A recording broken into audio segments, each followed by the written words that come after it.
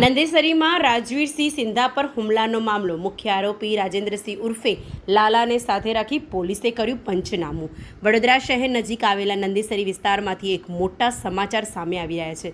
નંદેસરીમાં રાજવીરસિંહ સિંધા પર થયેલા હિંસક હુમલાના કેસમાં નંદેસરી પોલીસે કડક કાર્યવાહી હાથ ધરી છે. આ કેસના મુખ્ય આરોપી રાજેન્દ્રસિંહ ઉર્ફે લાલાની ધરપકડ બાદ આજે નંદેસરી પોલીસ સ્ટેશન દ્વારા આરોપીને સાથે રાખીને ઘટના સ્થળે કાયદેસરનું પંચનામું કરવામાં આવ્યું છે. વડોદરાના નંદેસરી વિસ્તારમાં રાજવીરસિંહ સિંધા પર થયેલા પ્રાણઘાતક અને હિંસક હુમલાથી સમગ્ર વિસ્તારમાં ભારે સનસનાટી મચી ગઈ છે. આ ઘટના બાદ નંદેસરી પોલીસ સ્ટેશનની ટીમે તાત્કાલિક હરકતમાં આવીને ગુનામાં સંડોવાયેલા આરોપી રાજેન્દ્રસિંહ ઉર્ફે લાલાની અટકાયત કરી હતી. કોર્ટમાં કેસને મજબૂત બનાવવા અને ગુનાના તમામ પુરાવા એકત્રિત કરવાના ભાગરૂપે આજે નંદેસરી પોલીસ ટીમ આરોપી રાજેન્દ્રસિંહ ઉર્ફે લાલાને ઘટના સ્થળે લઈ ગઈ હતી.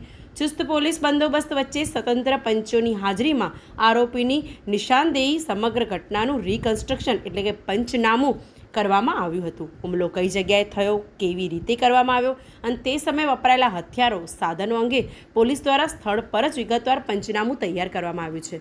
રાજવીરસિંહ સિંધા પર થયેલા હુમલાના કેસમાં આરોપી રાજેન્દ્રસિંહ ઉર્ફે લાલાની ધરપકડ કરવામાં આવી છે. આજે આરોપીને સાથે રાખીને પંચોની હાજરીમાં સ્થળ પંચનામાની કામગીરી પૂર્ણ કરવામાં આવી છે. આરોપી સામે સખતમાં સખત કાનૂની કાર્યવાહી થાય તે દિશામાં આગળની તપાસ ચાલુ છે.